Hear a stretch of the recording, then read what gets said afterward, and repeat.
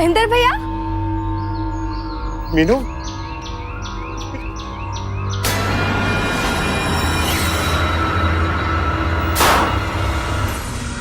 साबित करूंगा कि तूने मेरी बहन को मारा। तूने मारा।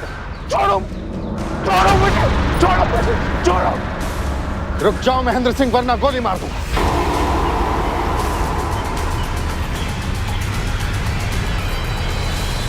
बीएसएफ का एक सम्मानित सिपाही, एक ईमानदार निर्भीक योद्धा, अच्छा पति और लायक बेटा था महेंद्र सिंह। फिर ऐसा क्या हुआ कि उस पर एक लड़की की मौत का इल्जाम लगाया गया, जिसे बहन मानता था। आखिर उसी की जान लेने की कोशिश क्यों की उसने? जब सच्चाई खुलेगी तो आंखें फटी रह जाएंगी आपकी। क्या हुआ था यह जानने के लिए हमें जाना होगा कुछ हफ्ते पीछे।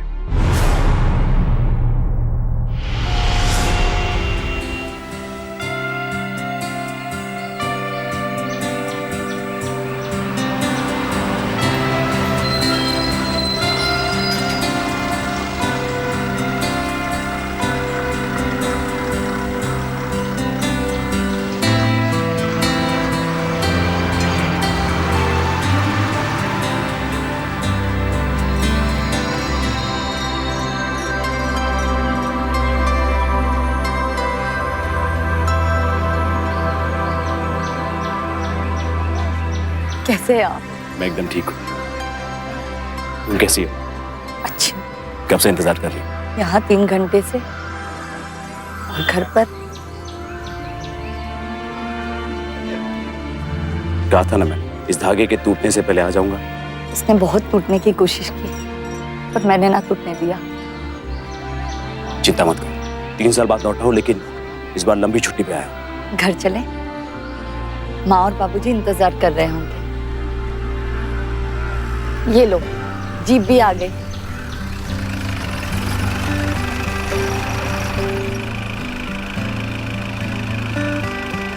अरे अरे सुनो, अरे सुनो, अब तक कोई कायदा नहीं आया इन लोगों में। अरे डिसिप्लिन नाम की कोई चीज ही नहीं है। कायदे की बात कर रहे हैं आप? यहाँ हर इंसान अपनी जगह बनाने के लिए भाग दौड़ कर रहा है। अब अगली जीप तक रुकना पड़ेगा। अब जीप नहीं, पैदल घर चलेंगे। अब 3 साल बाद आया हूँ तो 3 कोस तो चल ही सकते हैं। चलो।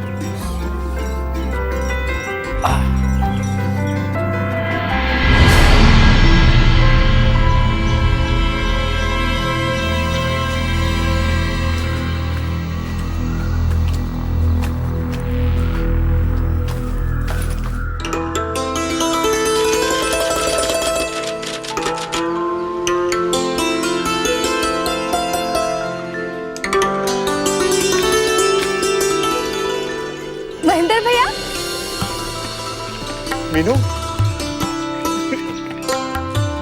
फाइनली 3 साल बाद अब घर आ ही गए। कैसी है तू? अरे वाह, 3 साल में कितनी बड़ी हो गई है तू। चल अब जल्दी से शादी कर ले। ये तो शर्माना भी सीख गई। जानती हो सुमित्रा, जब ये छोटी थी ना, मुझसे शादी करना चाहती थी। क्या? हाँ, जानती हो क्यों? ताकि अपने भाई गगन को मुझसे पिटवा सके। अब मैं इसे कहता था कि भाई अपने जिगरी दोस्त को पीटने के लिए शादी की क्या जरूरत? उसे तो मैं जब चाहे पीट सकता था। महेंद्र बेटा। महेंद्र? हाँ भाऊजी। जीता है बेटा। भाऊजी,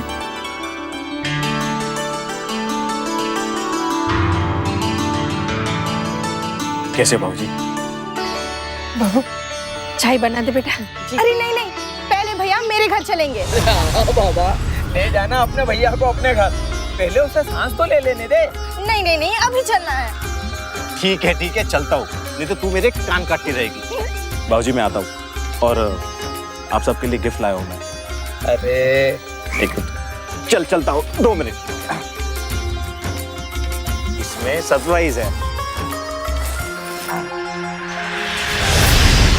चल। बाबूजी, अम्मा, भैया, भाभी, देखो कौन आया है। अरे कौन आया भाई? अरे महेंद्र बेटा। चाचा, जीते रहो जीते रहो। खुश रहे बेटा। कैसे आप? बस आओ बेटा।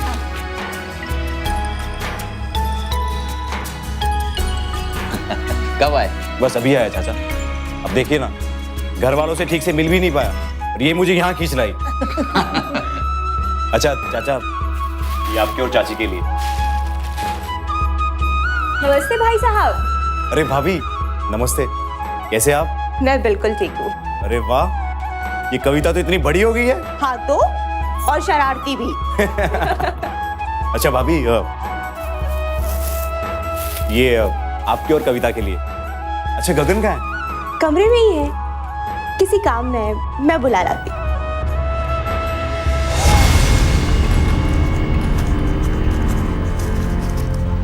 सुनो ना, महेंद्र भाई साहब आए हैं, चलो जरा। अच्छा, कब आया? बस अभी थोड़ी देर पहले। अच्छा, मैं थोड़ा बिजी हूँ, बाद में मिल लूंगा। 2 मिनट मिल लो ना। और देखो कितने प्यार से वो सबके लिए तोहफे लेकर आए हैं। अच्छा ठीक है, मिल लेता हूँ। तुम चलो, मैं आता हूँ।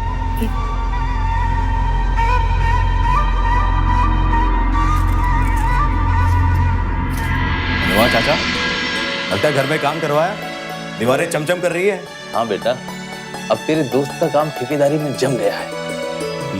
अभी 2 महीने पहले ही गगन ने सारे घर की मरम्मत करवाई है। चलो अच्छा है, जानकर खुशी हुई कि गगन का काम अच्छा चल रहा है। महेंद्र, गगन, दुल्हन अब आ रही है, कब से इंतजार कर रहे थे तेरा।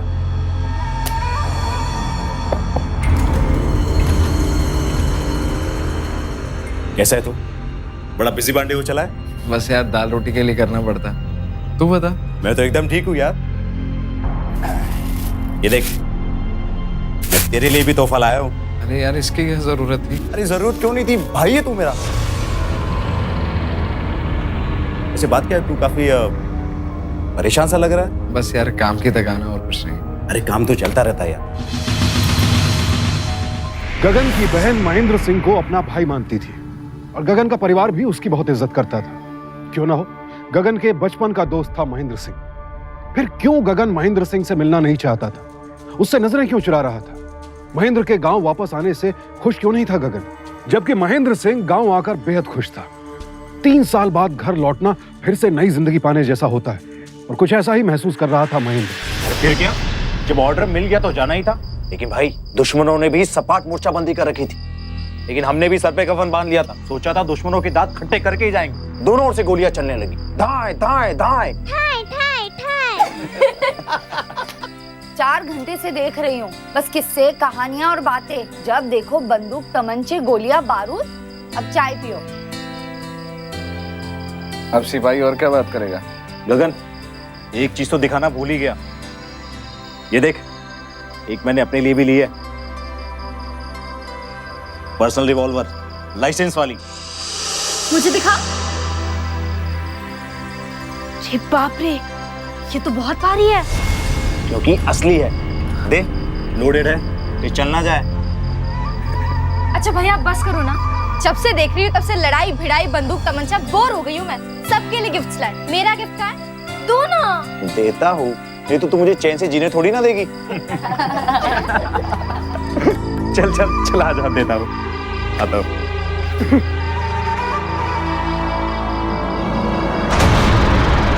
कबर्ड में है? हाँ। क्या है? बुक? दिखाता हूँ। ड्रेस?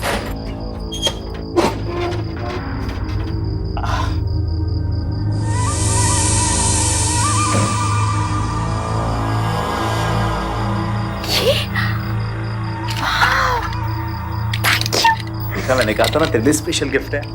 पहन के देखो।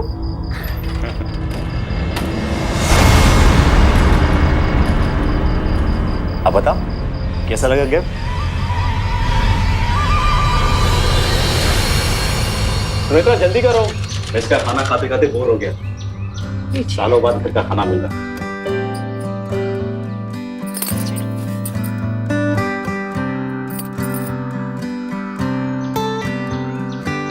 एम्मा सिंह,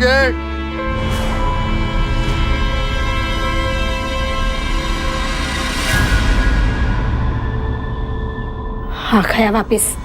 न रात देखता है न दिन देखता है। अब घंटा पर खराब करेगा वो।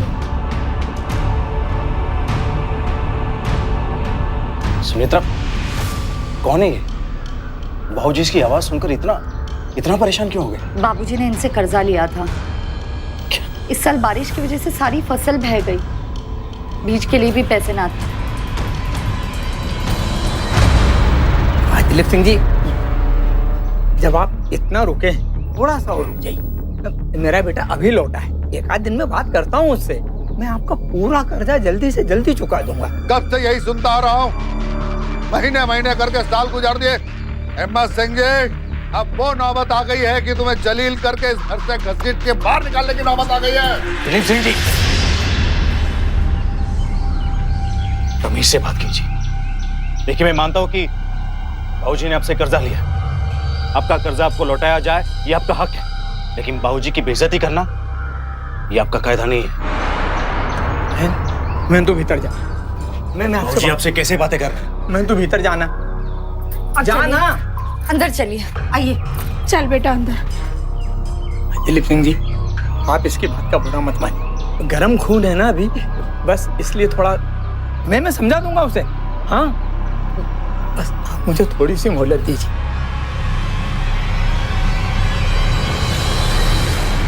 $2 लाख? मेरे पास मुश्किल से 50,000 रुपए होंगे। लेकिन बाबूजी, आपको कर्जा लेने की जरूरत ही क्या थी? उस वक्त मुझे कहा होता, कैसे भूल के गया वो दिलीप सिंह? और हमारे पास खुद का 2 लाख रुपया था ना, जो हमने गगन को दिया था। बेटा, गगन पैसे लौटा देता तो फिर कर्जा लेने की जरूरत ही क्या थी? ये बात भी आप लोगों ने मुझे बताई नहीं। बाबूजी गगन को बिना ब्याज के पैसे इसी शर्त पे दिए थे कि अपना काम हो जाने के बाद वो आपको पैसे वापस लौटा दे। क्या बताता बेटा, तुम वहां पोस्ट पर थे, बेकार में तुम्हें क्यों परेशान करता? और फिर वो लोग पड़ोसी हैं हमारे, बरसों के संबंध है उनसे। रुपए पैसे की खातिर सालों से चले आ रहे संबंध तो खराब नहीं कर सकते ना। बाबूजी, पर अपने पैसे होते हुए दूसरों से कर्जा ले, फिर खुद अपनी ही बेइज्जती करा, ये भी तो ठीक नहीं है ना। मैं गगन से बात करता हूं।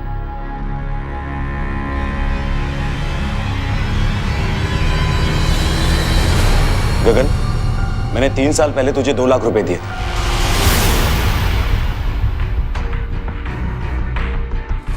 तूने बाबूजी को लौटाई क्यों नहीं?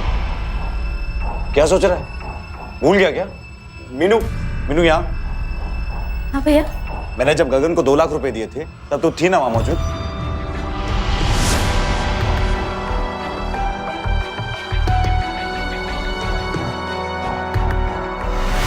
हाँ, मैंने ही तो गिने थे।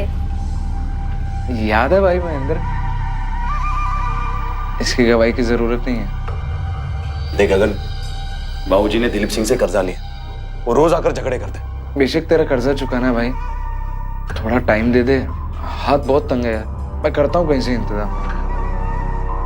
देख गगन, मैं ज्यादा वक्त नहीं दे सकता। मुझे जल्द से जल्द बाबूजी का कर्जा उतारना है, समझ रहा है ना? तो आज ही से पैसों के इंतजाम में जुट जा, ठीक है? चलता हूं।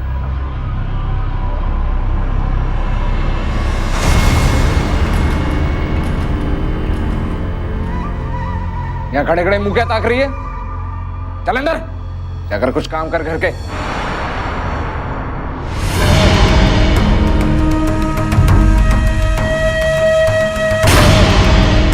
हाँ उतार। अरे पहले ये तो खोलो। हाँ हाँ, सीधा रखना, गैस ना निकल जाए। हाँ ध्यान से यहीं अरे यहीं रख दीजिए। बढ़िया है। अरे गगन, नया फ्रिज।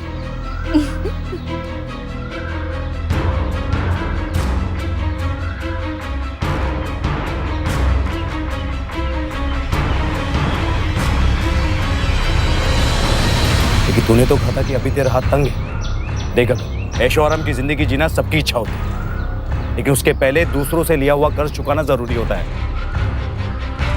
मैं नहीं जानता तू कैसे करेगा, लेकिन मुझे 1 हफ्ते में मेरा पैसा चाहिए। महेंद्र यार, हाथ वाकई तंग है और मैं कोशिश कर रहा हूँ। दिख रहा है?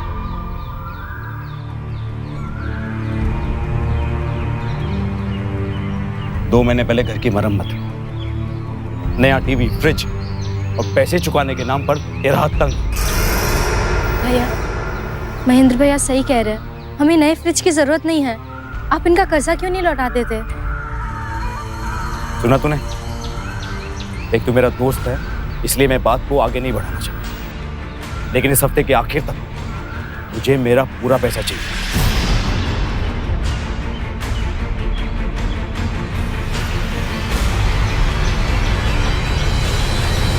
कर्ज देने वाला तो हमेशा यही सोचकर पैसे देता है कि कर्जदार उसकी रकम चुका देगा। गगन ने महेंद्र सिंह से कर्ज लिया था, लेकिन जब चुकाने का वक्त आया तो उसका मन बदल रहा था। और तो और कर्ज चुकाने के बजाय वो तो नए खर्चे करने में व्यस्त था, और ये बात महेंद्र सिंह को खल रही थी। हालांकि महेंद्र ने कोई लिखा पढ़ी नहीं की थी, और उसे यकीन था कि उसका दोस्त उसके पैसे जरूर चुका देगा। यहाँ हम आपको आगाह करना चाहेंगे कि आप जब भी किसी को भारी रकम कर्ज में दें, फिर चाहे वो आपका दोस्त हो या रिश्तेदार, एक तो गवाह अपने साथ रखें और दूसरा क्रॉस चेक के जरिए ही कर्ज दें, ताकि कर्ज का पक्का सबूत आपके पास हमेशा रहे। और हाँ, अगर आप उसके बदले कर्जदार से एक पोस्ट डेटेड चेक यानी बाद की तारीख का चेक ले लें और कागजात पर उसके दस्तखत भी करवा लें, तो आपकी रकम और भी सुरक्षित हो जाएगी। सुनेत्रा, कैसे शांत हो जाए? लोग पैसा लेते तो लौटाने के नाम पर आनाकानी क्यों करते? एक मैं हूं जो बाबूजी का कर्जा चुकाने के लिए मरा जा रहा हूं, और एक गगन नया फ्रिज ले रहा। मेरा पैसा चुकाए बगैर। गगन ने कहा है ना आपसे कि वो पैसे लौटा देगा, तो लौटा देगा। तो आप इतना गुस्सा मत कीजिए, सब ठीक हो जाएगा।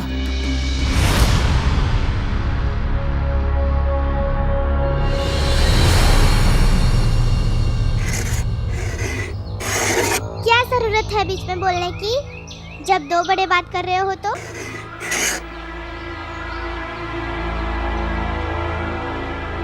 बोल। ये कविता बेचारी गुड़िया को क्यों मार रही है? क्या बिगाड़ा इसने तुम्हारा? मीनू, तुम्हारा चेहरा क्यों उतरा हुआ? मीनू, मैं तुझसे कुछ पूछ रहा हूं, बात नहीं करनी मुझसे?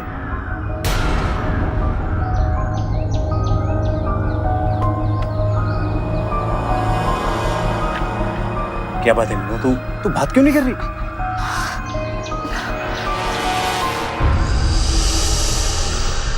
ये क्या हुआ? गगन अभी तुझे पीटता है? नहीं भैया, मैं गिर गई थी। सच कह रही है? कोई और बात है? हाँ भैया, मैं फिसल गई थी। पापा ने आपसे बात करने को मना किया है।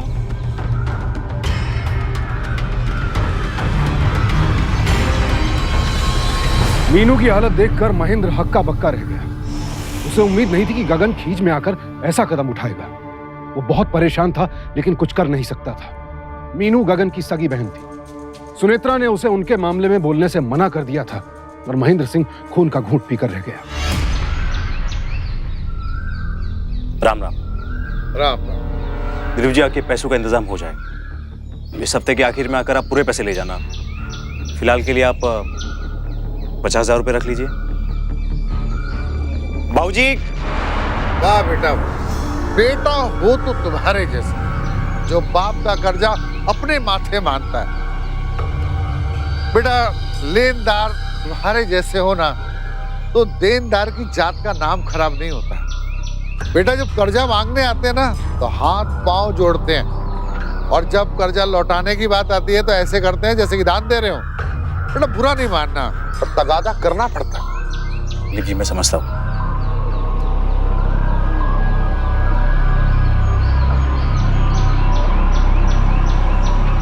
ये पैसे मैं रख ले रहा हूँ, अगली बार आऊंगा तो जो मकान गिरवी रखा है उसके कागज लेता हुआ। राम राम।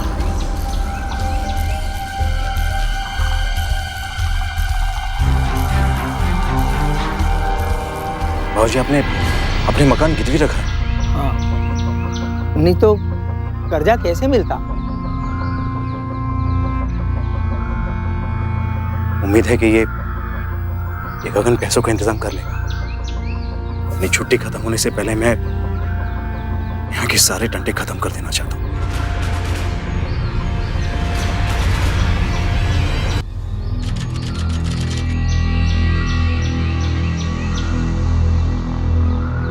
गगन, कब से इंतजार कर रहा हूँ तेरा। पैसों का इंतजाम हुआ? महेंद्र, अभी ये रख ले यार। ये क्या? यार अभी 5,000 ही हो पाए हैं। तू मजाक कर रहा है क्या? गगन, बाबूजी का कर्जा ब्याज मिलाकर 2 लाख से ऊपर है। 50,000 थे मेरे पास जो मैं दिलीप सिंह को चुका चुका, लेकिन बाकी पैसे कैसे चुकाऊंगा? और तू 2 लाख में से 5,000 देता है। समझने की कोशिश करे यार महेंद्र, इस साल बहुत खर्चा हो गया यार। घर की मरम्मत हुई, फिर मीनू का ऑपरेशन भी हुआ था, बहुत पैसा लग गया यार। मीनू, तेरा ऑपरेशन हुआ और तूने मुझे बताया नहीं? अरे भैया, छोटा सा ऑपरेशन था। मुफ्त हेल्थ कैंप में हमने अपेंडिक्स का ऑपरेशन कराया और दवाई में 2,000 खर्चे। तेरे झूठ ने ये तो साबित कर दिया है कि तू पैसे देने के मूड में नहीं। लेकिन एक बात समझा, सिपाही हो, घी अगर सीधी उंगली से ना निकले ना तो उंगली टेढ़ी करना जानता हूं। कुछ पे एक एहसान किया, लेकिन उसके बदले मेरा घर बिक जाए, ये नहीं सहूंगा मैं।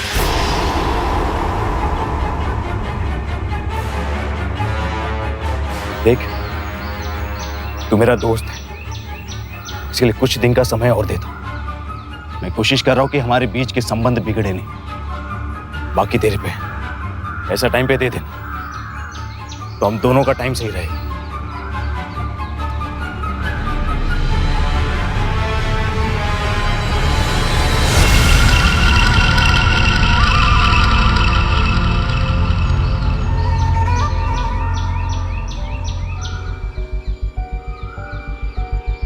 पैसे मिले बेटे? 5,000 रुपए दे रहा था, जैसे भीख दे रहा हूं। तो दिलीप सिंह आएगा तो उसे क्या जवाब दूंगा कुछ समझ में नहीं आया।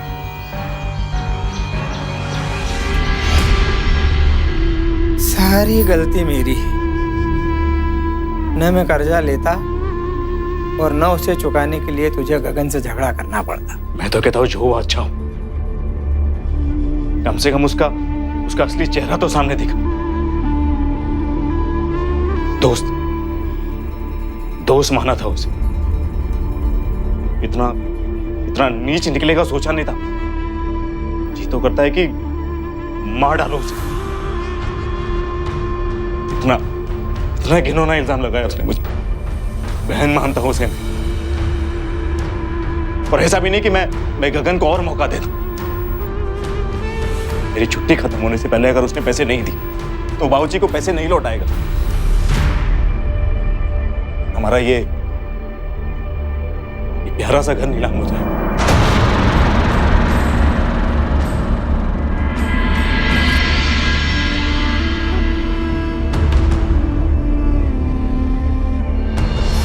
वाह बेटा वाह, बड़ी समझदारी की बातें कर रहे थे ना, और मुझे तमीज की सीख दे रहे थे। अब उस तमीज के घंटे को अपने गले में लटका के घूमू क्या? दिलीप सिंह जी, आप समझने की कोशिश कीजिए। मुझे सामने से पैसे नहीं मिले, इसके लिए मुझे समझाओगे? हाँ, मुझे? अब मैं तेरे जैसे बड़े बड़े शातिरों को मैं समझा चुका हूं। अब इस घर की नीलामी के कागजों पर साइन करने के लिए तैयार रहो। अब इस घर की नीलामी रुक नहीं सकते, समझे?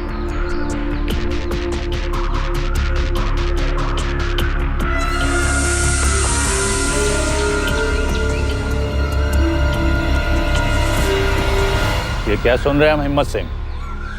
आज तक तुम्हारे घर में ऐसा ना हुआ था। गगन ने शिकायत की, और महेंद्र बेटा, तुम्हारे बाबूजी एक ईमानदार आदमी है और तुम ऐसा कर रहे हो। गगन ने तुम्हें पूरे 2 लाख रुपए चुका दिए हैं, उसके बावजूद भी तुम उसे धमका रहे हो। ये तो सरासर गलत है। तो गगन ने आपसे ऐसा कहा? हाँ, सच क्या है? अभी आपके सामने आ जाएगा। गगन, बेईमान के बच्चे, बाहर निकल! गगन! गगन!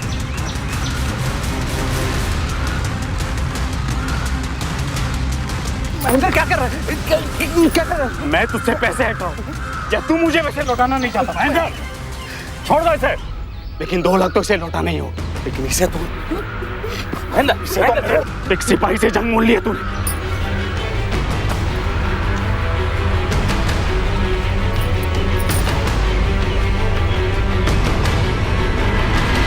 एक ईमानदार इंसान सब कुछ सह सकता है, लेकिन अपने चरित्र पर लगा लांछन नहीं। महेंद्र सिंह से भी यह बात बर्दाश्त नहीं हुई कि जिसे उसने अपनी बहन माना, उसके साथ उसका नाम इतने घटिया तरीके से जोड़ा गया। वो गुस्से में अपना आपा खोकर सबके सामने गगन पर हाथ उठा बैठा, पर महेंद्र सिंह नहीं जानता था कि उसकी ये भूल कितनी भारी पड़ने वाली थी उसे।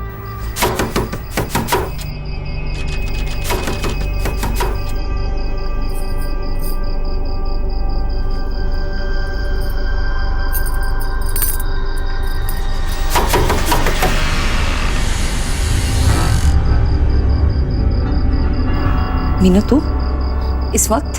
भाभी मुझे महेंद्र भैया से बात करनी है। मीनू, अभी सो रहे हैं। प्लीज उन्हें उठा दीजिए, बहुत जरूरी काम है। देख मीनू, पहले ही बहुत हंगामा हो चुका है। मैं तुझे उनसे रात को नहीं मिलने दे सकती। उसे पता चल गया ना, फिर से राही का पहाड़ बना देगा। बेटा, समझने की कोशिश कर। तू अभी घर चली जाना, मैं उनसे सुबह तेरी बात करवाती हूँ। भाभी प्लीज प्लीज भाभी। जा, सुबह आ जा, रोना बंद कर।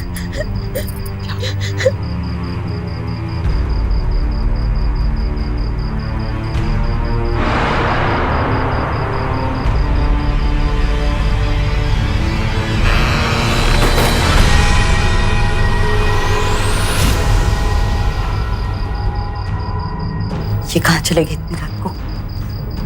माँ बाबूजी को बताती हूँ। नहीं, उनको बताऊंगी तो वो बेकार परेशान हो जाएंगे। आ जाएंगे थोड़े समय में। भगवान,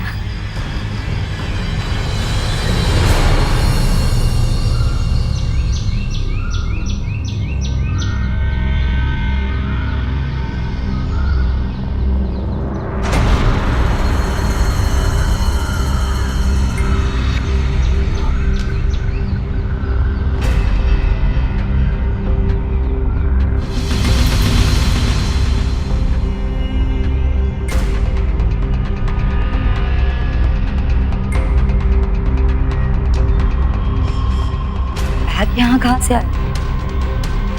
हाथ को तो नहीं।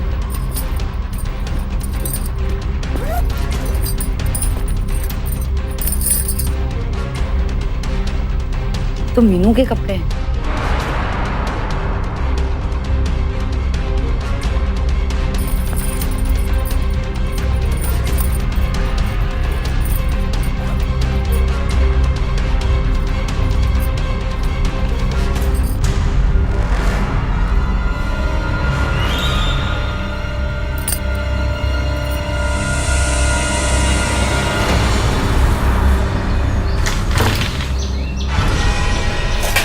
मीनू, मीनू, मीनू क्या हुआ? मीनू, अब्बा, बाबूजी,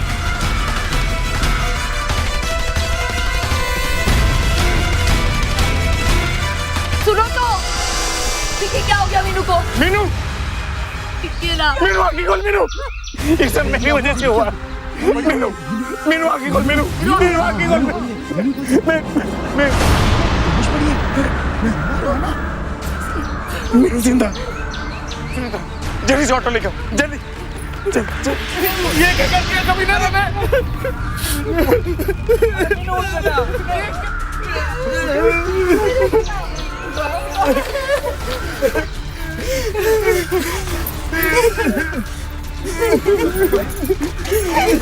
लेके जाओ, लेके जाओ। सब तेरा ही चल रहा है। क्या होगा? अब तुमने अरे मैं ऐसे कैसे कर सकता हूँ? क्या होगा इससे? प्यार करता हूँ मैं उससे। मैंने सब कुछ नहीं किया। कितना गर्व था हमें तुम पर महेंद्र, आखिर तुमने ऐसे कैसे कर दिया?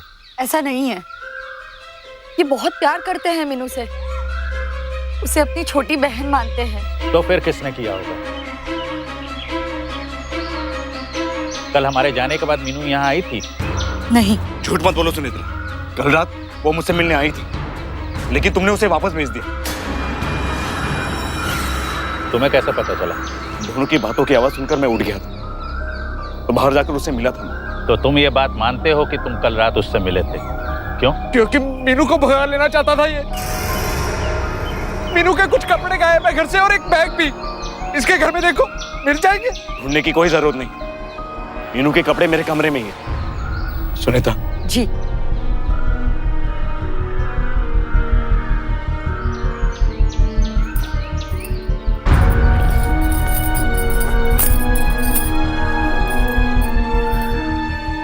हाँ, यही बैग था।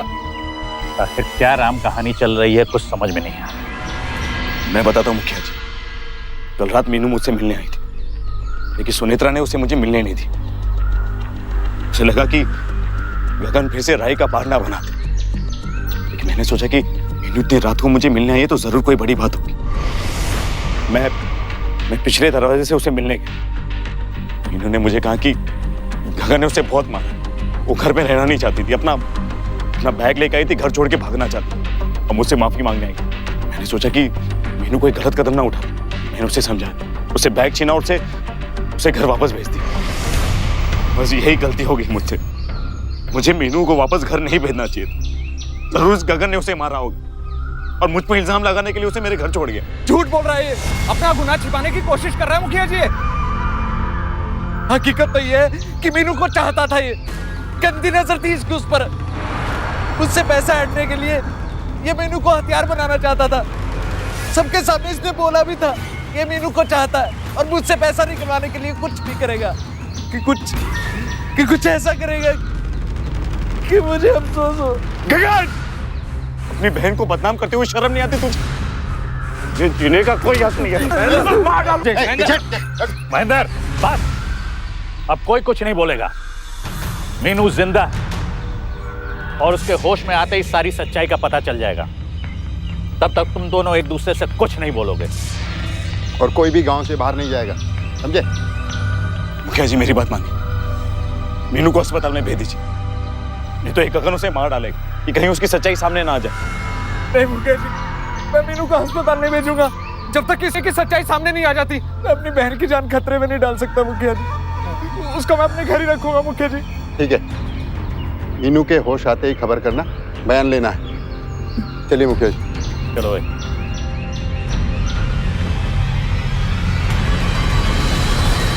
महेंद्र सिंह ऐसा नहीं कर सकता, इस बात का उसके परिवार को यकीन था। लेकिन दुनिया तो वही सही समझती है जो सामने होता है, और पूरा गांव दबी जुबान में महेंद्र को ही गलत ठहरा रहा था।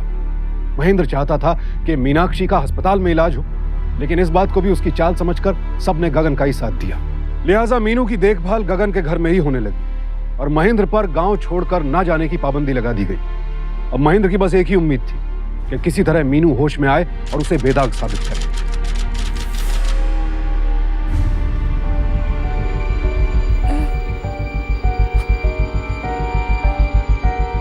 मीनू, मीनू, मीनू, अम्मा, बाबूजी, सुनिए। माँ, बाबूजी, वो मीनू को होश आ गया बाबूजी। चलो चलो चलो। वो कैसे तो बुलाइए।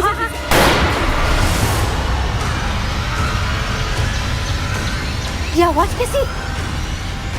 अरे मीनू, मीनू, मीनू बेटा, मीनू, मीनू, अरे मेरी बेटी, अरे मीनू, अरे मीनू, मेरी बच्ची को क्या हो गया? अरे क्या हो गया मेरी बच्ची को? डेड बॉडी पोस्टमार्टम के लिए भेज रहे हैं। बैलिस्टिक एक्सपर्ट्स मालूम करेंगे कि गोली कौन सी गन से चली। वैसे यहाँ आसपास किसी के पास बंदूक है? इंस्पेक्टर साहब, ज्यादा दूर क्या जाना, उसी महेंद्र के पास है जिसने मेरी बहन पर हमला किया था।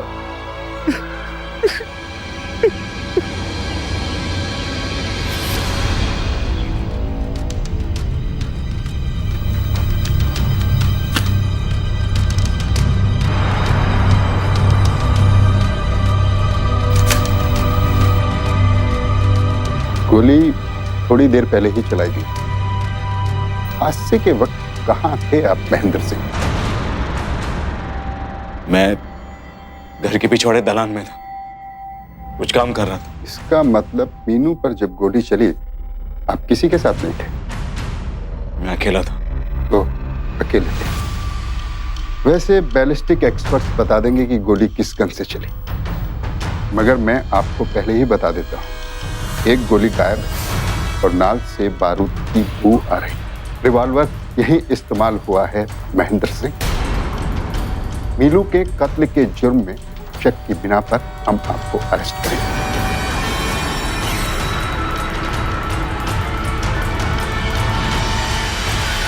इंस्पेक्टर साहब, दिमाग खराब हो गया क्या आपका? मीनू मेरी बहन जैसी थी। मैं जानता हूं ये सब किसने किया।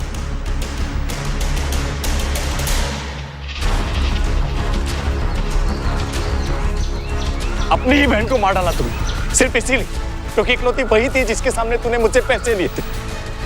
इसीलिए तूने उस पर और मुझ पर गंदे इल्जाम लगाए, सबके सामने तमाशा बनाया ताकि तेरी और मेरी दुश्मनी दिखा सके। मीनू की मौत का इल्जाम मुझ पे लगा सके। कोई इंसान कितना गिर सकता है? गगन, अगर मुझे पहले पता होता कि तू पैसों के लिए मीनू की जान ले ले, मैं कभी नहीं मांगता तुझसे पैसे। चाहे मेरा घर नीलाम हो जाता, कभी नहीं मांगता। फोर्स में क्यों गया तू? राजनीति में जाना था ना, भाषण अच्छा रहता तू। बहन बोलता था उसको और नजर रखता था गंदी उस पर। बहन बहन बोलकर गले लगाता तो तुमसे, मुझे सब मालूम है। उसको फंसा रखा था तूने। मीनू को तो नहीं मारा, लेकिन तुझे आज जरूर मारूंगा। साबित करूंगा कि तूने मेरी बहन को मारा। तूने मारा। छोड़ो, छोड़ो मुझे, छोड़ो, छोड़ो। रुक जाओ महेंद्र सिंह, वरना गोली मार दूं।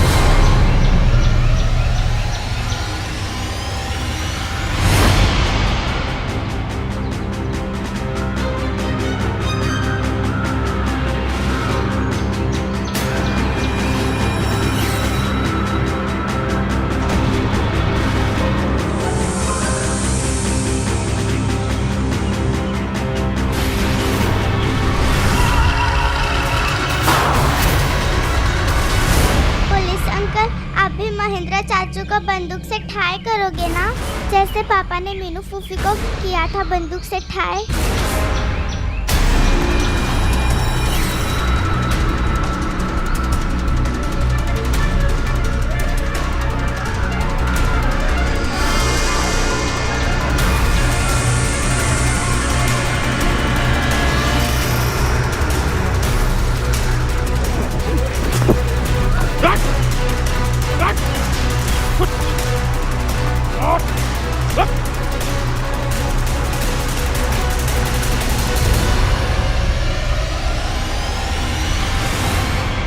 बच्ची ने सच बता दिया है गगन। अब तुम भी सच सच बता दो, क्या हुआ था? क्यों तुमने अपनी ही सगी बहन को मार डाला? क्यों? मुझे मीनू पर बहुत गुस्सा आ रहा था। पहले तो उसने कबूल किया कि महेंद्र ने उसके सामने मुझे 2 लाख रुपए दिए। एक आध बार मैंने पिटाई भी की उसकी। फिर उस रात जब महेंद्र और मेरे बीच में हाथापाई हुई, उसी रात मीनू ने घर छोड़ने का सोचा और महेंद्र के पास गई और महेंद्र ने उसे समझा बुझाकर घर वापस भेज दिया। और महेंद्र के घर से मीनू को आता हुआ मैं देख लिया। मैंने मीनू को बहुत मारा। मुझे लगा कि मीनू मर गई है। अब एक ही रास्ता था मेरे पास। मैंने मीनू को महेंद्र के घर के पिछवाड़े में पटक दिया। अब मुझे लगा कि मीनू की मौत का इल्जाम महेंद्र के सर पर लग जाएगा। अब मुझे 2 लाख के कर्जे से मुक्ति भी मिल जाएगी। अगले दिन मैं इंतजार में था कि मीनू की लाश मिले। मैंने हंगामा भी खड़ा किया, लेकिन किस्मत से मीनू बच गई। पर मैं मीनू को हॉस्पिटल नहीं भेजना चाहता था। अगर वो वहाँ अपना बयान दे देती तो मैं फंस जाता। इसलिए मैंने उसको अपने घर पर ही रखा, ताकि लोगों को ये लगे कि मैं उसे बचाना चाहता हूँ। उस दिन रेखा के अंदर आने से पहले मैं महेंद्र के यहाँ गया। मेरे सामने उसने अलमारी में पिस्तौल रखी थी और मैं वो पिस्तौल लेकर आया।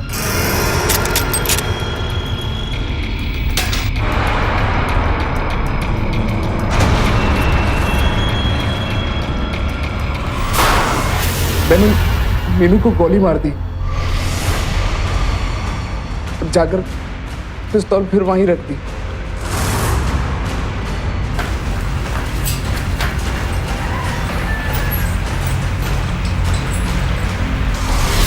और आकर